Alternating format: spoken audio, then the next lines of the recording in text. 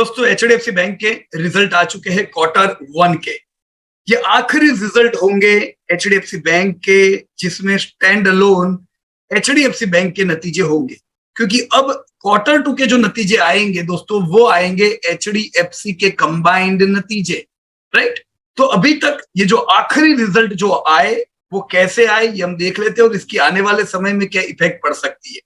सबसे पहले मैं आपको पास्ट डेटा बता दूं दोस्तों कि ओवरऑल हमने अब तक देखा है कि एचडीएफसी बैंक का ग्रोथ शानदार हुआ है।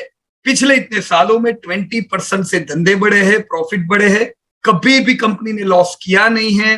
पूरी हिस्ट्री एकदम मिनिमम ग्रॉस एनपीए इन्होंने बना के रखी है। इसीलिए पिछले 25 सालों में दोस्तों 350 गुना एचडीएफसी बैंक का भाव हुआ है। कंसिस्टेंट 20% प्रॉफिट डिस्ट्रीब्यूट किए हैं। तो यस दोस्तों, पूरी बैंकिंग इंडस्ट्री में एचडीएफसी बैंक वो बैंक है जो 11% का मार्केट शेयर रखती है, पूरी बैंकिंग गवर्नमेंट प्राइवेट मिला के।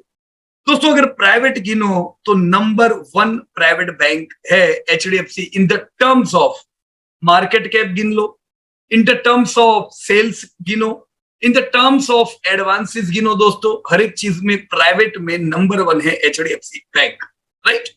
तो यस दोस्तों, बरसों से हम लोग एचडीएफसी बैंक के रिजल्ट आप लोगों के साथ डिस्कस करते आए हैं। रिसेंटली अभी तक के नतीजे कैसे थे दोस्तों नियर टर्म के, जैसे ये डेटा आपके सामने है, ये है करंट ट्रेंड। दोस्तों H1 यानी पिछले साल के क्वार्टर 1 क्वार्टर 2 कंबाइन करके आधे साल के रिजल्ट अगर हम देखें तो 16% का सेल्स ग्रोथ था, 22% का प्रॉफिट ग्रोथ था, मार्जिन 22 के थे, ग्रॉस एनपीए 1.2 थे। दोस्तों जैसे जैसे साल खत्म होता गया बाकी जो इंडस्ट्रीज थी उनके सेल्स थोड़े थोड़े कूल ऑफ होते गए, पर बैंकिंग में ऐसा नहीं था। बैंकिंग में क्रेडिट ग्रोथ कंटिन्यू बढ़ता जा रहा था क्योंकि क्रेडिट ग्रोथ पिछले साल इतना अच्छा नहीं था। तो H1 से ही पॉजिटिव मोमेंटम क्रेडिट ग्रोथ में दिखाई दिया, जो आप यहां पे देख पा रहे हो। H1 के बाद 9 मंथ में सेल्स और इंप्रूव होता हुआ और ईयर एंड और बढ़िया हाई पे किया। तो पिछले साल हमने 22% का सेल्स ग्रोथ ऑलरेडी देखा था, 21% से पिछले साल प्रॉफिट बढ़े थे, मार्जिन 22% के थे, एनपीए बिल्कुल फेवरेबल 1.1% का था, राइट। तो लास्ट ईयर के क्लोजिंग के हिसाब से मैंने यहाँ ईपीएस लिखा है 82.6 का ईपीएस था और 20 का पीई था, जो कि बिल्कुल फेवरेबल था दोस्तों। 22% से धंधे बढ़े, 21 से प्रॉफिट बढ़े और 20 का पी, तो ये तो हमें बताता है कि बिल्कुल सस्ता है एचडीएफसी बैंक, राइट। तो यह सस्ता था और हमने पिछले 3 महीने में अच्छी खासी रिकवरी एचडीएफसी बैंक में देखी थी। हालांकि दोस्तों एचडीएफसी जिस दिन से अनाउंस हुआ कि भाई ये एचडीएफसी के साथ मर्ज होगा, तो अब एचडीएफसी बैंक को स्टैंड अलोन देखना भी नहीं चाहिए, क्योंकि ये तो तय था कि हर 25 शेयर पे 42 शेयर एचडीएफसी बैंक के मिलने वाले। तो अब ऐसा नहीं है कि एचडीएफसी बैंक के रिजल्ट अच्छे आएंगे और एचडीएफसी अच्छा चलेगा। एचडीएफसी बैंक के साथ एचडीएफसी यानी कि housing finance, life insurance, general insurance, AMC, अब ये सब भी एचडीएफसी बैंक के साथ जुड़ने वाला है। तो इसीलिए दोस्तों एचडीएफसी बैंक अकेला अपने दम पे बैंकिंग के बिजनेस पे नहीं दौड़ सकता है, अब उसके साथ life, general, AMC, housing finance भी जुड़ा हुआ है। दोस्तों लास्ट ईयर अगर आप गौर करें तो ना लाइफ इंश्योरेंस ने हाई लगाया है, राइट, क्योंकि लाइफ इंश्योरेंस में जितने प्रीमियम आ रहे थे उतने ही क्लेम्स थे। तो कंबाइन रेशियो जो लाइफ इंश्योरेंस में देखा जाता है वो इतना फेवरेबल नहीं था। तो इंश्योरेंस करेक्शन में हाउसिंग फाइनेंस जो सबसे बड़ा धंधा है एचडीएफसी का, दोस्तों हाउसिंग फाइनेंस भी अफेक्टेड था पिछले साल। आप इनफेक्ट कोई भी हाउसिंग फाइनेंस की बड़ी कंपनी देख लो, एलआईसी हो गई, पीएनबी हो गई, ये सब करेक्शन में है। क्यों? क्योंकि क्रेडिट ग्रोथ कम था हाउसिंग फाइनेंस में, उसकी भी इफेक्ट एचडीएफसी बैंक पे पड़ती है। एएमसी बिजनेस तो पूरा ठप था, एएमसी ने ग्रोथ नहीं किया पिछले साल, एएमसी की इफेक्ट, राइट। तो कुल मिला के ये सब मिलके अब एचडीएफसी बैंक होता है। दोस्तों ये जो दूसरे बिजनेसेस है हाउसिंग फाइनेंस के अलावा के लाइफ, जनरल, एएमसी, ये सब इमर्जिंग बिजनेस है, आने वाले समय में बढ़िया परफॉर्म करेंगे, पर अभी बुरे हाल में है। तो एचडीएफसी बैंक का परफॉर्मेंस शेयर में हम ये सबके साथ गिनेंगे, ये सब इसको इस साल नीचे खींच रहा था, राइट फ्रेंड्स। तो ये दोस्तों हमारे लिए समझना बड़ा ही जरूरी था। अब दोस्तों जब क्वार्टर 1 के रिजल्ट आए एचडीएफसी बैंक के, तो हम देख लेते हैं दोस्तों कैसे आए। आपके सामने डेटा है। क्वार्टर 4 में हमने रेवेन्यू और बढ़ते हुए देखा था। Like last year financial year तो 22% मान गए, पर 22% इतना अच्छा इसलिए था क्योंकि आखिरी क्वार्टर में 30% ग्रोथ। दोस्तों अभी अगर आप क्वार्टर 1 देखो तो बहुत ही बढ़िया ग्रोथ है। 38.1% से रेवेन्यू बढ़े है, तो ये बेशक ही बहुत ही अच्छी निशानी है। 48% से खर्चे बढ़े, ये अच्छी निशानी नहीं है। क्वार्टर 4 में भी ये था, खर्चे बढ़े थे। अभी भी दोस्तों खर्चे ज्यादा ही है। प्रोविजन डाउन हुए 10% से, क्वार्टर 4 में भी 20% से डाउन हुए थे। तो धंधे बढ़ने की, खर्चे बढ़ने की, प्रोविजन घटने की ट्रेंड कंटिन्यू थी और अभी भी कंटिन्यू है। राइट, अभी भी प्रोविजन घटते जा रहे। तो प्रोविजन को भी अगर आप कॉस्ट में मिलाओ तो टोटल कॉस्ट 42% से बढ़ती है। तो प्रोविजन ने हमें बचाया, नहीं तो खर्चे तो ज्यादा थे। राइट, अब जब आपका टोटल कॉस्ट इनकम से ज्यादा है तो हमारा जो प्रॉफिट है वो खाली 29% से बढ़ा। दोस्तों 29% का प्रॉफिट बुरा नहीं, अच्छा ही है। पिछले पूरे साल में दोस्तों 21% से प्रॉफिट बढ़े थे। क्वार्टर 4 में 21% का ग्रोथ, इस बार 29% का ग्रोथ, पर खर्चे अभी भी ज्यादा है। ये बूस्ट मिला है दोस्तों बढ़ती इनकम के द्वारा। राइट, इक्विटी 559 करोड़ की है। दोस्तों इक्विटी में समझ जाए कि अभी 559 करोड़ की इक्विटी है, ये रहेगी नहीं 559 करोड़ की इक्विटी। मैंने नीचे इसकी पूरी गिनती दी हुई है दोस्तों। 559 करोड़ की इक्विटी का ये आखिरी क्वार्टर, अभी आज 18 तारीख को मैं ये रिकॉर्डिंग कर रहा हूं। 13 तारीख को दोस्तों रिकॉर्ड डेट था। एचडीएफसी के शेयर होल्डर को एचडीएफसी बैंक शेयर मिलने वाले थे। तो 13 तारीख के बाद इक्विटी में चेंज क्या आया दोस्तों? 311 करोड़ नए शेयर इशू किए गए। किसको? एचडीएफसी के शेयर होल्डरों। राइट, हर 25 एचडीएफसी शेयर पे 42 शेयर बैंक के मिलने वाले थे, तो नए शेयर इशू करने थे। तो 559 में 311 करोड़ इक्विटी ऐड होगा और उसमें से 117 करोड़ कम भी हो जाएगा। ये क्या कम होगा दोस्तों? ये इसलिए कम होगा क्योंकि एचडीएफसी बैंक में प्रमोटर कोटा था एचडीएफसी का। राइट, अब एचडीएफसी तो पूरा डिस्टिंग्विश हो गया है। राइट, एचडीएफसी तो अब है नहीं, तो ये 116 करोड़ एक्सटिंग्विश हो गए दोस्तों, निकल गए यहां से। तो कुल मिला के आपका इक्विटी 59 करोड़ का 754 करोड़ हुआ है। तो अगर आप मानो कि एचडीएफसी बैंक के अब जो नतीजे आएंगे उसमें लाइफ, जनरल, हाउसिंग फाइनेंस सब ऐड होगा, तो ये भी ध्यान रखना कि उसके साथ इक्विटी भी ऐड होगा। खाली धंधा और प्रॉफिट नहीं मिलेगा, पार्टनर भी मिलने वाला है, तो ये पार्टनर में बटेगा भी सही। राइट, हम क्वार्टर 2 के जब नतीजे आएंगे तो उसको बड़ी डिटेल में दोस्तों रिसर्च करेंगे। राइट, स्टडी करेंगे। अब तक मुझे उम्मीद है आपको ये समझ में आ गया कि इक्विटी ये 559 करोड़ है जो नहीं रहेगी। ईपीएस 28% से बढ़े, क्रॉस एनपीए पिछले साल के मुकाबले घट रहे हैं, तो ये दोस्तों कंटिन्यू घटने का दौर चालू है। मार्जिन 20.3%, मार्जिन दोस्तों पिछले साल से कम हुए। सीधी बात है, आपके खर्चे बढ़े तो मार्जिन डिक्रीज हुए हैं। All right, so this is all about current trend. अभी के नतीजे क्या है? धंधे यानी डिमांड एकदम जबरदस्त है दोस्तों। प्रॉफिट, खर्चे बढ़ने के कारण डिमांड जितने नहीं बढ़े, but still we are happy with the demand. ये डिमांड दोस्तों बहुत ऊंचाई पे ले जा सकती है। राइट, अब 38% धंधा, 48% खर्चा। ये भी देख लेना चाहिए कि खर्चे किसकी वजह से बढ़े हैं। तो मैंने नीचे बाइफर्केशन दिया हुआ है मेजर कॉस्ट का। दोस्तों सबसे बड़ा खर्चा कोई भी बैंकिंग में या फाइनेंस की कंपनी में होता है इंटरेस्ट कॉस्ट।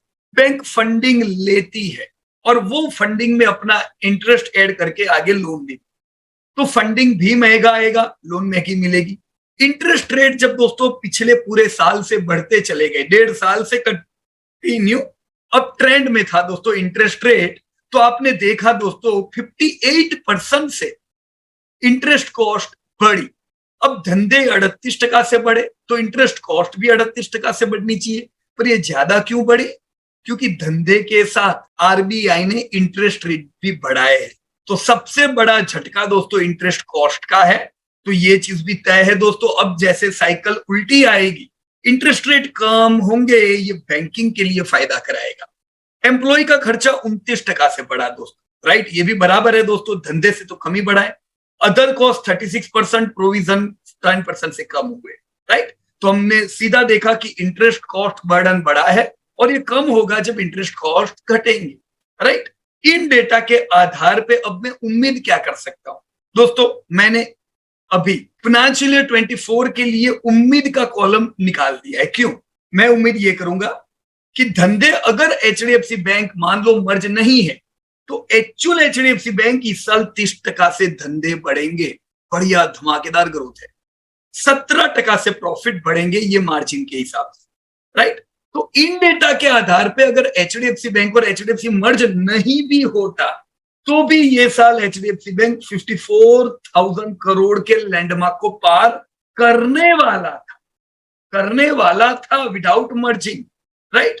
पर अगर मर्ज है जो 13 तारीख को हो भी गया दोस्तों, अब फाइनेंशियल ईयर 24 के धंधे सारे बिजनेस को मिला के होंगे, जितना जो कंपनी में इनका स्टेक है उसके हिसाब से। तो मैंने अभी यहाँ पे कुछ भी प्रेडिक्ट नहीं किया है। Q2 हमारे लिए एकदम प्रॉपर समय होगा एचडीएफसी बैंक के भविष्य को प्रेडिक्ट करने के लिए।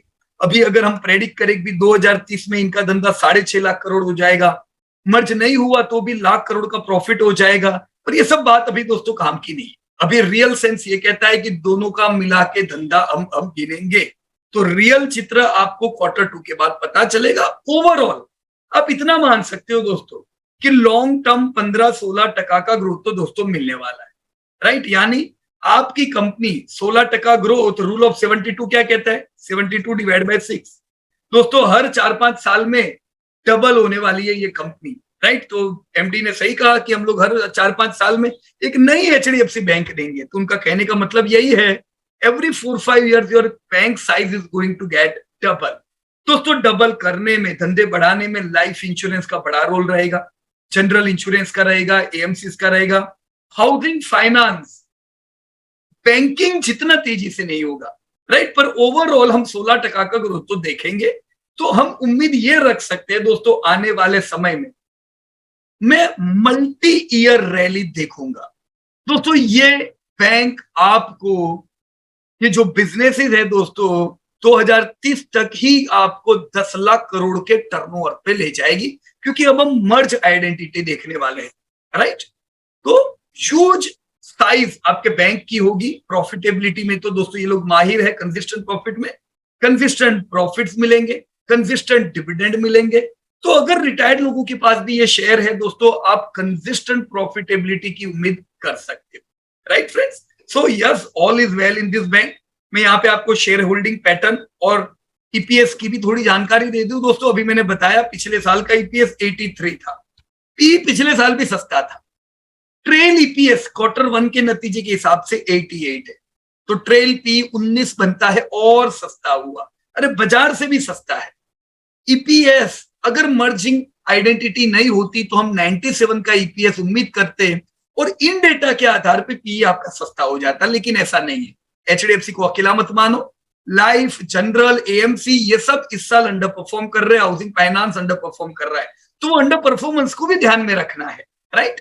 तो वैसे इनका पैग 0.7 दोस्तों होता है, एचडीएफसी बैंक सस्ता ही है, राइट। यहाँ पे मैं और एक इंपॉर्टेंट इंफॉर्मेशन को दोस्तों आपके साथ शेयर करना चाहूंगा कि कंपनी की डिपॉजिट दोस्तों 19% से पिछले साल के Q1 से लेके ये Q1 में बढ़ी है दोस्तों। एचडीएफसी बैंक के पास करीबन 19 लाख करोड़ की डिपॉजिट है। इन्होंने दोस्तों करीबन 2.5 लाख बोरो किया हुआ है और एडवांसेस 17 लाख करोड़ के है दोस्तों। डिपॉजिट 19% से बढ़ी, बोरोइंग 22% से बढ़े, बोरोइंग भी रखना पड़ता है दोस्तों, और 16% से एडवांसेस बढ़े दोस्तों। 16% से एडवांसेस बढ़ने का ही मतलब है कि धंधे 16+ से तो बढ़ेंगे, राइट। कंपनियों ने 23% नई ब्रांच ओपन की पिछले 12 ट्रेल महीनों में, राइट। पिछले 12 ट्रेल महीनों में 1.5 लाख के एम्प्लॉय 1.81 लाख हो गए दोस्तों। तो हर जगह पे स्टाफ की कटौती हो रही है, पर बैंकिंग में ऐसा नहीं है, आपको डायरेक्ट इधर दिख रहा है। बैंकिंग में सब बढ़िया एकदम, राइट। ये जो अर्निंग है इसके हिसाब से दोस्तों यील्ड बड़ी अट्रैक्टिव है। बिल्कुल नहीं कह सकते एचडीएफसी बैंक महंगा है, अभी भी भले लाइफ टाइम हाई पे हो पर 5.2% का यील्ड बनता है। दोस्तों एज पर दिस डेटा मैं क्या उम्मीद करूंगा दोस्तों, ये गिरावट के समय हम लोग रिकमेंड करते थे लो लो लो एसआईपी करो, ऐड करो। मुझे उम्मीद है आप लोगों ने ऐड किए हैं, तो अब क्या उम्मीद करने का, अब टारगेट उम्मीद करो। देखो बुरे समय में नीचे आते शेयर तो बाइंग लेवल आते हैं, तो उस समय बाय करना रहता है। अब आप बोलोगे बाइंग लेवल कौन सा, आप थोड़ी ना बाइंग लेवल होते, टारगेट आते हैं तेजी में, गिरावट में बाइंग लेवल होते। तो अभी आपको टारगेट की वेट करनी चाहिए। 1944 पे 5% का प्रॉफिट बुक कर सकते हो, उससे पहले कोई जल्दबाजी करके बुकिंग करने की जरूरत नहीं है दोस्तों, right. So this was all about HDFC bank में शेयर होल्डिंग पैटर्न बता दूं दोस्तों, प्री जब तक मर्ज नहीं हुआ 25% प्रमोटर यानी एचडीएफसी का स्टेक था, जो मैंने पहले बताया निकल जाएगा, तो वो स्टेक निकलेगा तो ऑटोमेटिक उनके अलावा के स्टेक बढ़ जाएंगे। म्यूचुअल फंड के पास 27 स्टेक था, 30% हो जाएगा। एफपीआई के पास 33% स्टेक था, 54% हो जाएगा। बैंक्स, फाइनेंशियल इंस्टीट्यूशंस नहीं है।